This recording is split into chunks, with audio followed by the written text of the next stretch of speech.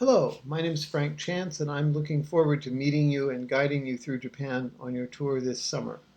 Today, let me talk to you a little bit about Japanese culture and history, using the city of Kyoto as a case study to talk about the history of Japan in a more general way.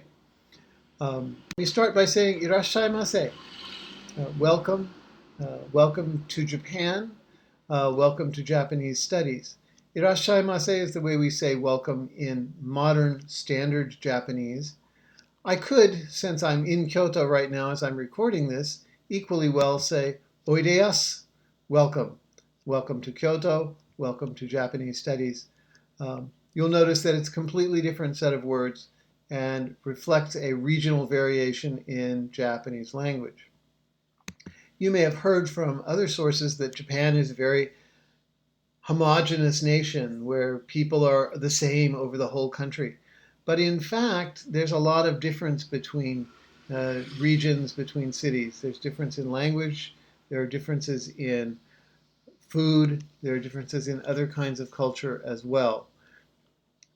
Japan divides itself, for the most part, into an eastern and a western half. We might look at the map and divide it into a northern and a southern half and think of it that way. That division runs across diagonally at the middle of the country between the dark blue and light blue areas on this map.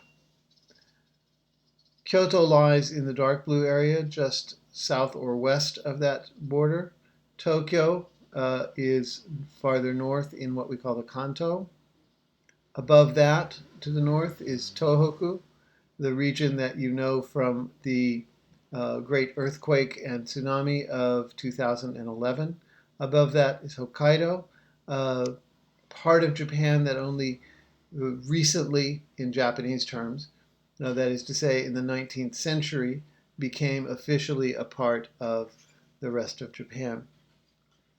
Farther west from Kyoto is Hiroshima. Farther to the south, the smaller islands of Kyushu and the smallest island at Shikoku. If we look at Japan in the largest global context, it's an island chain off of the east coast of Asia, with the Pacific Ocean on one side and the Sea of Japan, what the Koreans call the East Sea, on the other side. Japan is divided politically into 48 prefectures. Hokkaido is the largest, Okinawa is the smallest in terms of geography, but they're also both among the smallest in terms of population. The 48 prefectures represent a modern continuation of an earlier division into provinces. Many of them, the names were changed when they became provinces, when they shifted from being provinces to prefectures in the 19th century. But the geographic areas are roughly the same. Prefectures are a bit like states in that they do each have a governor and a legislature and some independent laws. But in comparison with the American version of states that are united, the Japanese prefectures are much more closely tied to the central government. The taxation system, for example, is almost identical in all of the prefectures. The civil and criminal laws are almost identical in all of the prefectures, unlike the United States, where we might see a lot of difference between the law in New Jersey, Delaware, and Pennsylvania, for example. The largest cities in Japan include Tokyo, Yokohama, Osaka. Between Tokyo and Osaka is Nagoya, almost exactly on that border between eastern and western Japan. And then there's another large cluster of population in the northern part of the southernmost island of Kyushu. In terms of physical features, you have the four main islands. They're dotted with mountains. Of course, the most famous of those is Mount Fuji, but there are many, many other smaller mountains throughout the country, some of which are volcanically active And of course, it's a place where we know there are many, many earthquakes. It gives us our very word tsunami and so forth. Japan has many short, fast rivers, no really big ones. A sea of salt water in between the islands of Shikoku, Kyushu, and Honshu. Um, that inland sea is much larger, however, than the largest lake, Lake Biwa, just north of Osaka and Kyoto in the central part of Japan, and lying right along that border between eastern and western Japan. Of course, Mount Fuji is the famous mountain, but there are many other smaller ones. Statistically, it's not a really small country, but not a big country either.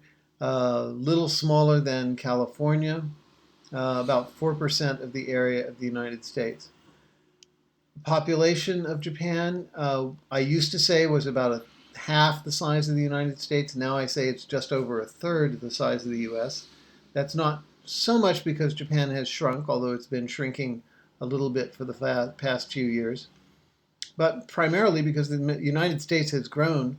When I started talking about Japan, it was just over 200 million people, and now we're about 330, so a lot larger size in the US than we used to be.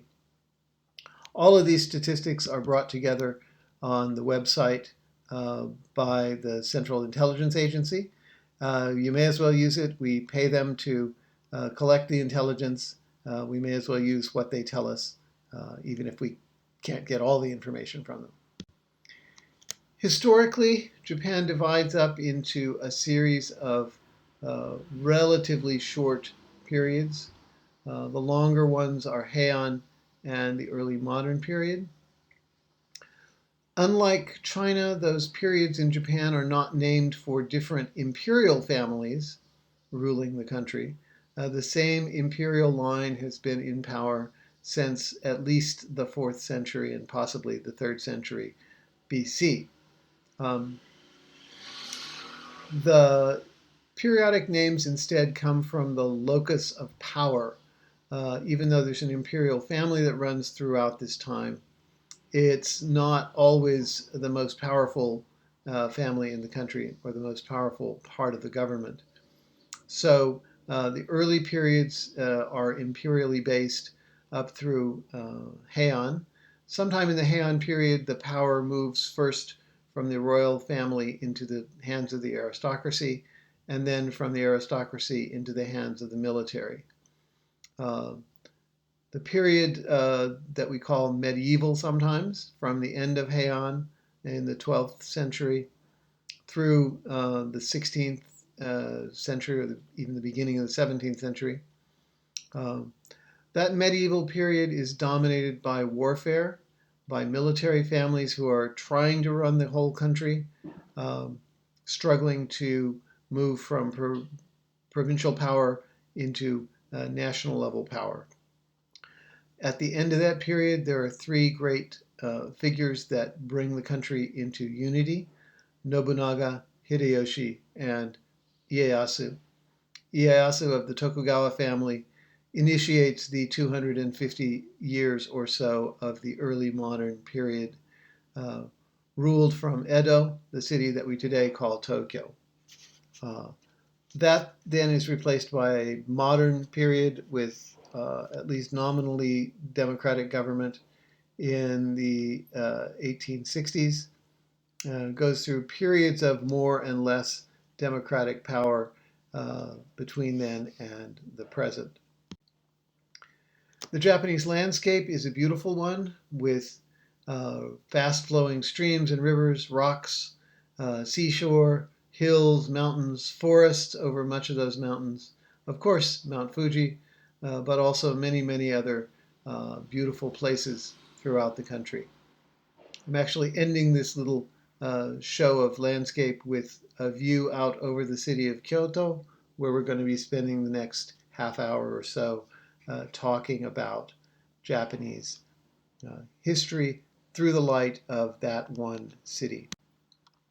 The city of Kyoto was founded in western Japan, just west of the border just south of Lake Biwa in the 8th century.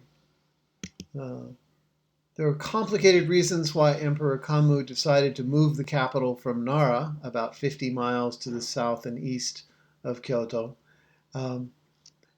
And he decided to do that in the 780s. It didn't really work out. The first capital at Nagaoka just didn't happen. It turned out to be swampy, marshy land that couldn't really be turned into capital very easily. There were famines and signs from above that it wasn't a good idea. So he gave up on that capital and then tried again in the 790s, declaring in 792 that they were going to move the capital to Heian, and finally opening for business there in 794 after just 2 years of intensive construction. Heian, the city that we now know as Kyoto, was a site that was chosen carefully by geomancers, what we might call feng shui experts, with mountains on the east and the north, protecting it from winter storms, another lower mountain range on the west, and finally an opening to the south. It's pretty much of a basin. It tends to capture a lot of polluted air when there are many cars roaming in the city today. But it was deemed as a good site by those geological experts back in the 8th century. It was laid out as a grid system. What you're seeing is a reproduction of that early capital for a film produced in 2002 called Onmyoji. But it gives you a sense of the avenues running north and south, the streets running east and west, with the Imperial Palace centered in the northern part of the city. Of course, it wasn't a completely empty space when they moved the capital there. There were 2 shrines along the Tadasu forest in the northeastern section of the city. They're still there, the Kamo shrines. Shimogamo Jinja in the southern part of that forest and Kamigamo Jinja in the northern part. That was some protection spiritually for the north, but they decided they needed still more protection. So they built Enryakuji, a Buddhist temple up on Mount Hiei in the northeastern corner of Kyoto in the early 9th century, added for more mystical protection. It's worked fairly well. The city has not suffered too badly from natural disasters, although there have been, of course, fires, wars, and other causes for conflagration, resulting in the fact that the entire city has been burned at some point during its history. So we don't have any of the earliest buildings surviving at all. The plan it was laid out on was much like the plan of Chang'an, the Chinese capital at the time that we today call Xi'an, with the imperial residence and imperial palace government buildings in the center of the northern part of the city. Nobility houses, houses for the nobles built around that on the streets running north, south, east, west. Spaces left for marketplace, for Buddhist temples, for Shinto shrines, and so forth throughout the city. Parallels very much the map of Chang'an as we know it from 8th century China. And today, much of that original city can still be read in the north-south grid pattern, north-south, east-west grid pattern of the streets of Kyoto.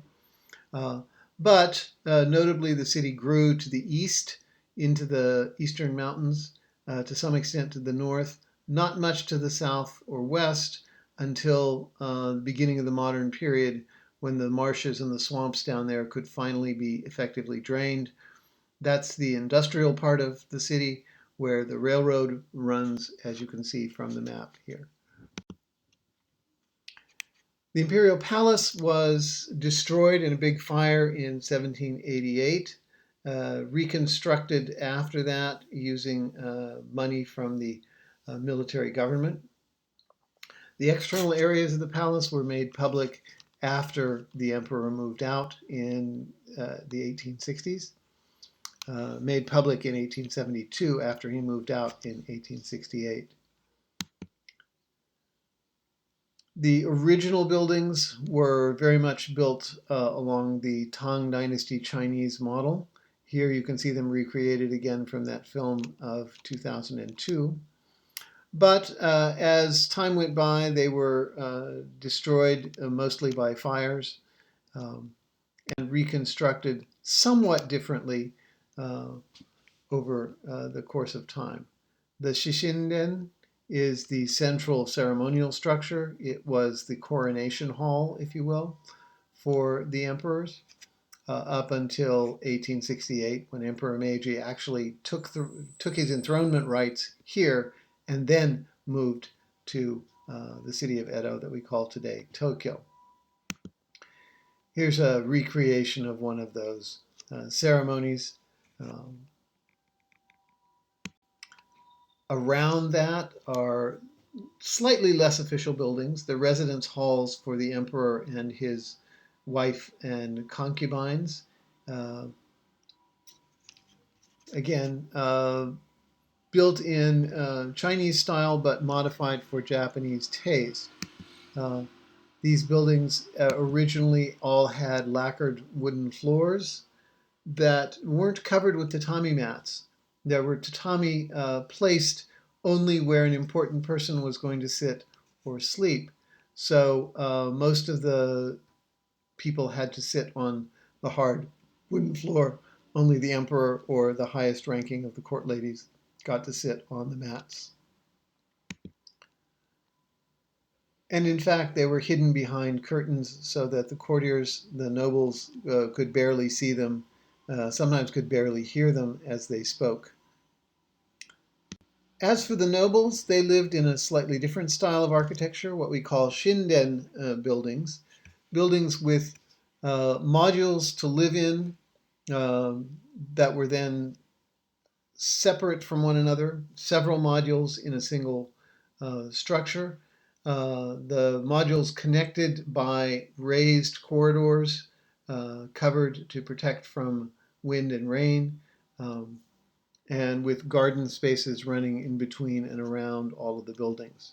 I'd love to show you an example of that, but there aren't any that really survive. The best way we get to know that kind of building is through literature. It was the setting for the great early novel Genji Monogatari, The Tale of Genji, written by a court lady, Murasaki Shikibu, around the year 1000. You'll be hearing more about that from other people than me today. But it was the setting for a lot of great literature. Unfortunately, there are no such buildings that survive in Kyoto. Many architectural historians will tell you that there are actually no shinden that survive at all. There are some hints of what they were like in buildings like the Byodo Inn in Uji, World Heritage Site dedicated in 1052 as the chapel of the uh, out-of-town estate owned by Fujiwara no Yorimichi, probably the most powerful nobleman in the 11th century after his grandfather. Um, the building is called Hodo or Phoenix Hall, not because of its plan, although that does sort of look like a building with wings and a tail, but actually was named the Phoenix Hall for the phoenixes, the bronze phoenixes on the corners, top corners of the roof. In that main hall sits an image of Amida, the Buddha of the Western Paradise, um, sculpted by the great sculptor Jocho and dedicated in 1052. It's a wooden sculpture made from several blocks of wood joined together and then carved, um, covered with gesso and then gold so that it literally glows to remind you of Amida, the Buddha of infinite light, who resides in a paradise, a pure land in the West, and accepts believers into that pure land so that they can live a pure life and then become awakened Buddhas like himself. Uh, Having this image right in his own compound allowed Yorimichi to believe that he would be one of those accepted into the Pure Land. Later on, that kind of belief spreads from the nobility to the lower classes, where you don't have to have a big sculpture of the Buddha. You just have to chant the name of Amida with sufficient faith, and you too can go to the Pure Land in your next life. The oldest building that survives actually within the city limits of Kyoto is the Sanjusan Gendo, built in the 13th century. Although it was originally built in the 12th century, there was a big fire and it was rebuilt in the 13th century.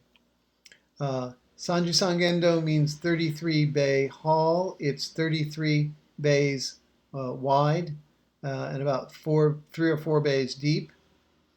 Each bay holds 33 images of not Amida, but Kannon, the Bodhisattva of compassion. Each image has 33 arms. Each image has 11 heads, so it can see in all directions, reach out to sentient beings throughout the universe in a kind of spiritual multiplication. There are some of those images that survived from the 12th century building. Others were replaced in the 13th century as soon as they could after the building was rebuilt. Each image is slightly different. They are hand sculpted. We will try to visit Sanjusan Gendo if our schedule permits on our trip this time. In the center is a large image, giant statue that would be 16 feet tall if it stood up, of that same Bodhisattva of compassion, Kannon, with more arms and more heads and so forth. Again, wooden sculpture coated with gofun, it's like gesso, and then covered in gold and maintained perfectly to the present day. Interestingly, as Japan moves into its military period in history, the same building came to be used for military purposes, particularly the back corridor, where archers would sit at one end of the corridor and see how many times they could hit a target at the other end of the corridor over a 24-hour period. The record is somewhere around 15,000 shots. Speaking of the military, the peaceful period of Heian had to come to an end eventually. Power moved from the imperial family to the nobility around it. And then as the nobility became farther and farther separated from the land, the descendants of noble and imperial rank who had been sent out to the provinces to enforce the law, to gather the taxes, to make sure bandits and uprisings didn't dominate.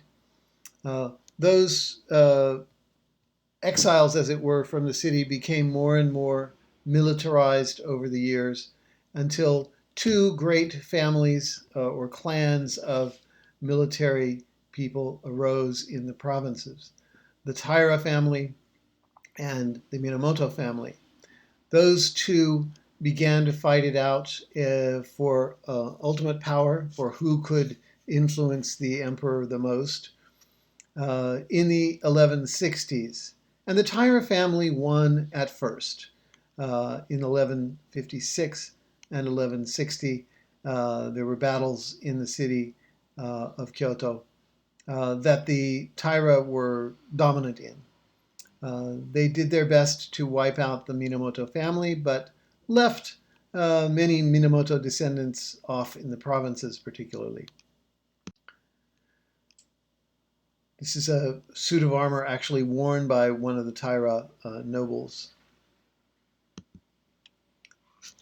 25 years later, in the 1180s, the Minamoto family reorganized under its highest ranking survivor, Yoritomo, who put together a coalition of military men from throughout the country, from his base in Kamakura. Kamakura is in the east near modern Tokyo and Yokohama.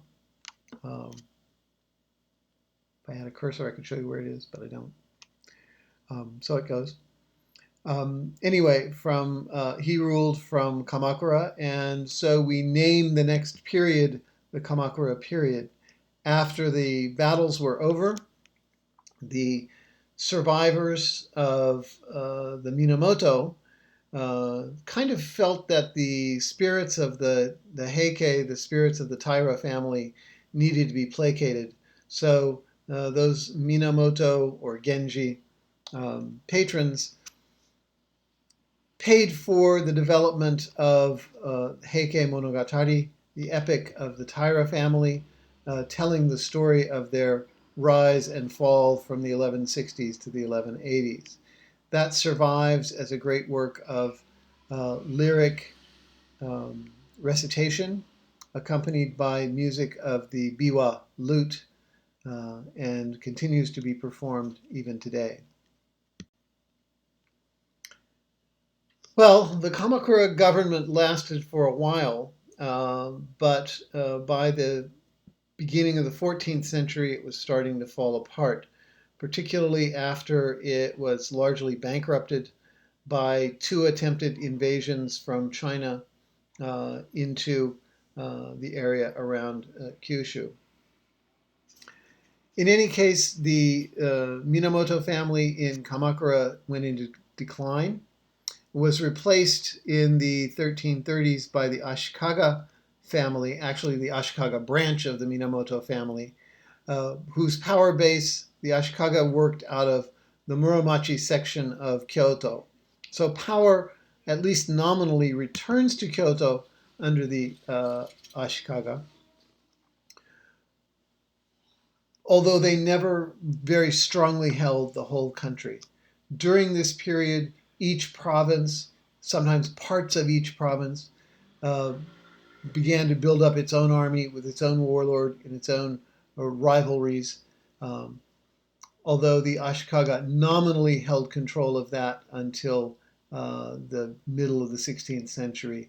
They actually didn't have much power over the warriors out in the provinces. But they still were able to work with the imperial family to keep the title of shogun and some of the authority that went with it. During this same period of civil strife, uncivil strife, military conflict, oddly enough, we see the flourishing of Buddhist religion. And two new types of Buddhism show up and become more and more common, more and more popular. One of these is the popularization of that belief in Amida, the Buddha of the Western Paradise, so that everyone who chants his name has a chance to enter Buddhism.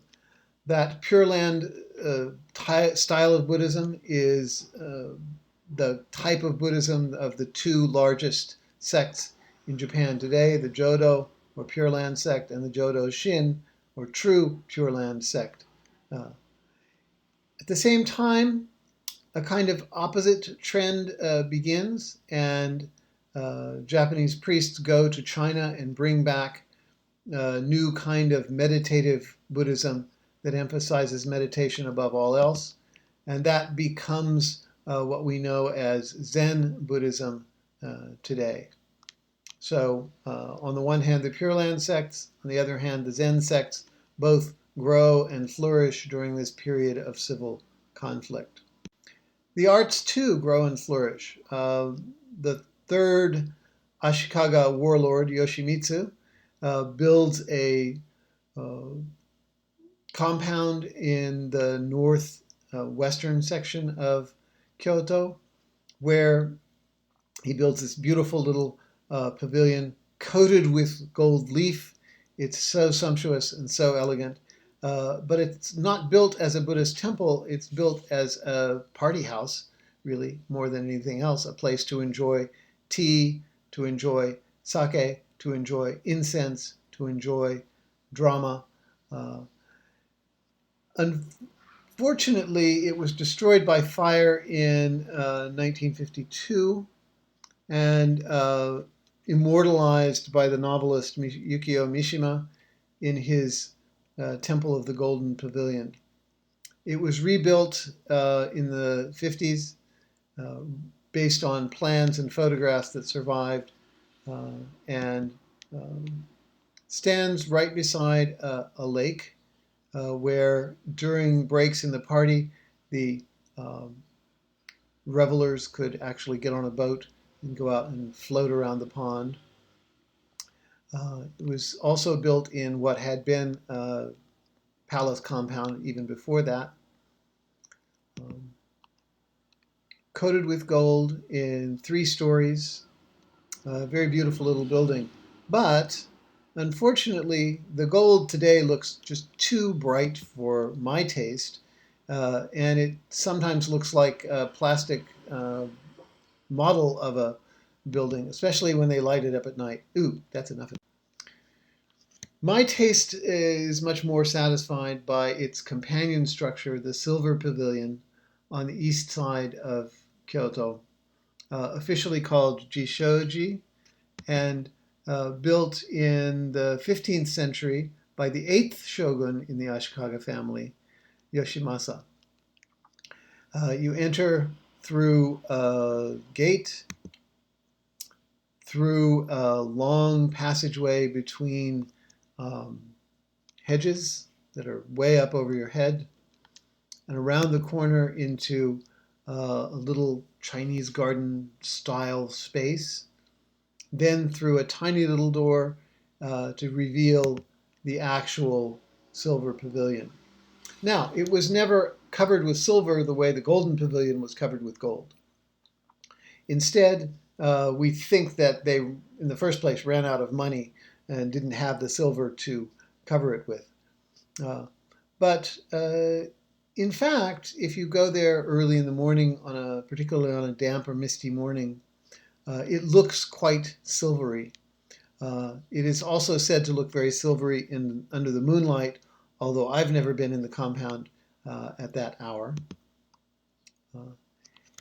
Nearby, in the same garden, is a building called the Tokugawa, which Yoshimasa built as a place to have tea. Literally the oldest building we know in the world that was built for having tea. So it's in some ways the oldest tea house anywhere. Now it doesn't look quite like more modern tea houses in Japan. We'll talk about those in a minute. But it is an example of how important that kind of tea culture that came in with Zen Buddhism was to Japan. Between those two 15th century structures, there's a garden of sand and gravel, sculpted into forms,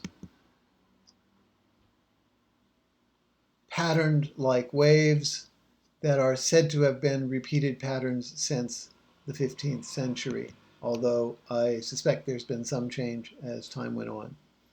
It's also said to be particularly beautiful looking down on it from the second floor of the Silver Pavilion, but this is not my photograph. It's from a book that was published. So I haven't actually seen that, but maybe someday I will. We will also be visiting Joanji, the most famous garden in perhaps the world, certainly the most famous garden in Japan, built by yet another powerful warlord, Hosokawa Katsumochi, as a part of his compound. And then after he died, it was turned into a Zen temple. The garden reworked at that point, probably by the painter and connoisseur and calligrapher Soami, who died in 1525. So we think this was redone right around the year 1500 or so, but we're not sure. The rocks in the garden are the only thing in the garden, except for a little bit of moss, a wall, and some gravel. The rocks cluster in groups of 7, 5, and 3. Some people talk about them as having meaning and so forth, but we don't actually have any documents from Soami or anyone else of the period when this was built telling us that they are representing Buddhas or tigers or whatever. I tend to think and agree with my mentor who studied at Joanji as a Zen monk. I tend to think of them as rocks. But there's been a lot of ink spilled over what they mean and how they work. Beginning as early as the 17th century, they were written up in Japanese books, have been analyzed from many angles, above, beside, below, mathematically analyzed and looked at. In fact, I think the best thing to do is just to contemplate them, think about them. Again, following my mentor, Professor Webb, I would have to say you don't meditate on them, because when you meditate, you're meditating on yourself, not on what's out there in front of you. But to be aware of them and to think about this garden on the south. Also, interestingly, Professor Webb notes that much ink has been spilled over the garden, the south garden, this very austere garden of rocks and sand. Hardly anyone ever writes about the west garden of moss and trees, or the north garden of moss, trees, paths, and finally an important hand washing basin in the corner. We can discuss how all of that works out when we go there. In the meantime, just think about this garden in its essentialized simplicity.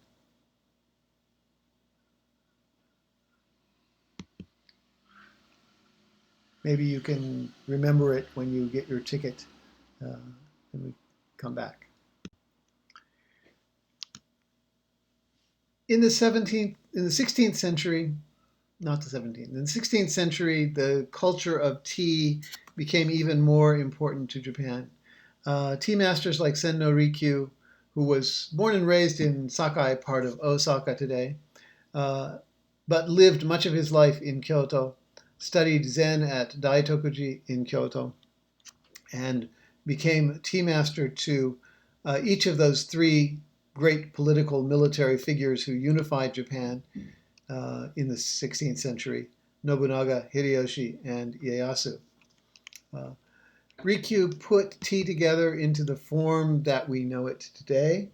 Unfortunately, he committed suicide at Daitokuji in 1591. What you're seeing on the screen is a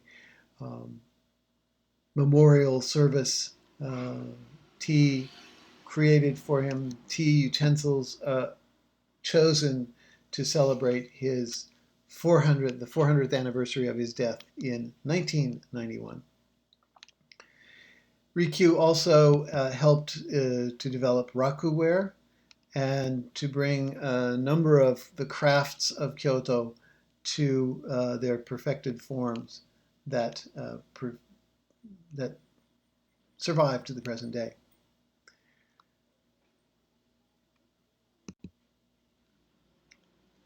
In 1600 or so, Tokugawa Ieyasu finally unifies the country. He brings the military power of the shogun and moves it away from Kyoto to Edo, his city in eastern Japan, uh, the city that we today call Tokyo. That happens around the year 1600, although the country isn't completely unified until around 1615 or so. The emperor stays in Kyoto. The emperor stays there, remains important to the Tokugawa shoguns as an authority figure and as someone who provides them with the title of shogun, who gives them their official reason for existence. As such, the emperors and the imperial family in Kyoto received support from the shogunal military family.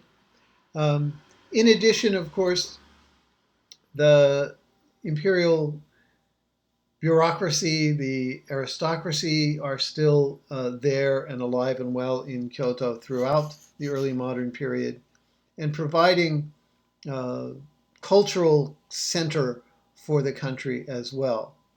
In 1788, the fire that destroyed the imperial palace destroyed a lot of other parts of the city as well, after which the shogunal government paid to have a number of streets widened as fire breaks, and it's prevented major fires from spreading throughout Kyoto ever since. At the same time, the Gosho, the imperial palace, was renovated, but the shogunal palace at Nijojo, what you're seeing on the screen, was not renovated. The living quarters of the shoguns in Kyoto survived and are beautifully decorated, and that will be one of the sites that we visit while we're there to get a sense of what early modern Kyoto could be at its best. The peak of Edo culture in many people's minds occurs in the Genroku period at the very end of the 17th, beginning of the 18th century. Flourishing in Kyoto, you have not one but two pleasure quarters, homes of entertainers, singers, dancers, sexual entertainers as well, in both Gion and Shimabara districts, places that become famous in the plays and novels of this period as places where intrigues can happen, where plots can be hatched, and all kinds of mischief can go on behind the backs of the shogunal authorities. Kabuki theater, which we associate to a large extent with Edo, actually began in Kyoto and developed there and reaches a peak there in the early 18th century as well. During this same Genroku period, there's a revolutionary artist named Zen who creates a whole new set of dyeing techniques and other techniques for decorating kimono fabric, and new styles, new ideas in how to develop fabric, how to turn silk into works of art are growing. Woodblock prints, another art form that we associate largely with Edo because that's where the most famous ones were made, but actually began to be made before Edo in Kyoto. And popular culture is led by that kind of production. At a higher level, the most important artists of early modern Japan are all Kyoto people, from Kano Eitoku, who solidifies the Kano family and its support from the shogunal powers that lets it continue to be supported for hundreds of years. His cousin Sanraku, famous as a Kyoto artist of great refinement and great elegance. Honami Koetsu, calligrapher, potter, and connoisseur, but also entrepreneur who works with other artists like Tawaraya Sotatsu to create a whole new decorative style.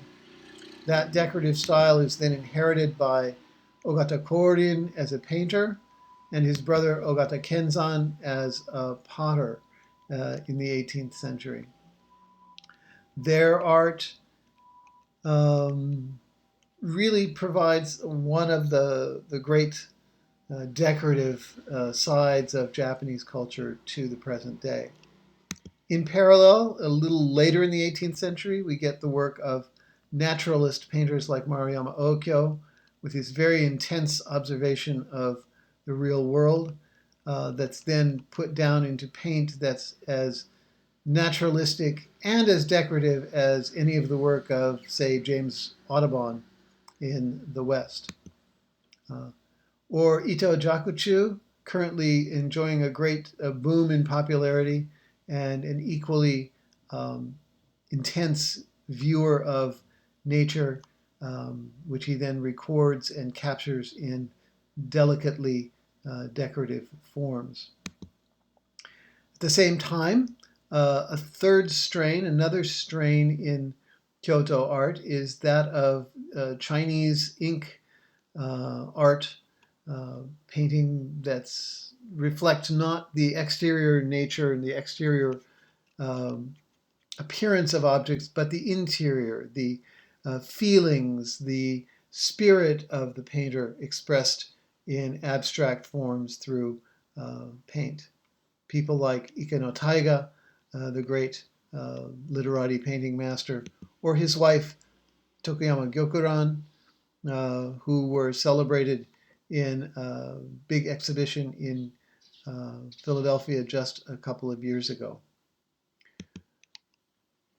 Taiga and Okyo, the naturalist and the poetic side of things, come together in Kyoto artists like Matsumura Goshin, who both observes very carefully but also paints and in fact writes poetry from his heart as well. Or in the 19th century, people like Otagaki Rengetsu, a Buddhist nun, poet, painter, calligrapher, and potter, who brings together all the arts into one body. Well, that early modern period comes to an end. Kyoto managed to survive partly by being the imperial capital, partly by being the cultural capital throughout that period. But after Commodore Perry arrives in 1853 and 1854, there's a gradual rise in westernization and a fear, particularly in Kyoto, that that is going to lead to dissolution in power. The anti-shogunal forces take up the phrase honor the emperor and repel the barbarians. That movement actually begins in Kyoto in the 1850s. In the 1860s, they take over. There's a brief civil war. The emperor is restored to power. He'd never actually left, but restored under Emperor Meiji, who moves the imperial palace from Kyoto to Edo, known as Tokyo after 1872. And oddly enough, the same Meiji rulers bring in more and more ideas from the West and lead to increasing westernization and modernization of Japan. Once the Emperor Meiji leaves, Kyoto sort of goes into a panic. It's afraid that finally all of its authority, all of its cultural power will be lost. You see on the screen the Emperor's palanquin moving out of Kyoto and headed off to Edo. But the government that was left, the townsmen who remained in Kyoto, were pretty smart. They figured out a lot of things, and that their fear that they would lose all of their cultural power led them to do two things. To build the first modern elementary school so that Kyoto would have the best educated children in all of Japan for much of the next century. And they built technical schools so that they continued to train young artists, young artisans to produce lacquer, pottery, metalwork, carpentry, at a level of sophistication that surpassed anything else in the country of Japan through most of the 20th century, and some people would say in many ways even to the present day. In the 1890s, Kyoto got a boost of power when they decided to um, celebrate its 1100th anniversary with the building of the Heian Jingu Shrine, the Heian Shrine. Um, we will visit there briefly, and you'll get to see what it's like. It was built as a one-third scale model of the original Imperial Palace, so it's a way to help you understand how that worked as well. Uh, it's dedicated to the spirits of Kanmu, the first emperor who ruled in Kyoto, and Koke, the last emperor who ruled from Kyoto. Kyoto today, over 100 years since the building of the Meiji Shrine, building of the Heian Shrine, excuse me. The Meiji Shrine is in Edo, Tokyo. Uh, Kyoto today is a bustling tourist center. It was given World Heritage status in 1994. That just caused more tourists than ever to come. The last 5 years have seen a particular increase in tourists from China. So today we have tourists in Kyoto from not only Europe and America, Australia, New Zealand, Hong Kong, China, Korea, and Kyoto is also a bustling center for Japanese domestic tourism. So it's a city where there are tourists around you all the time. So you don't need to feel embarrassed as tourists in Kyoto. Almost everyone else there is too.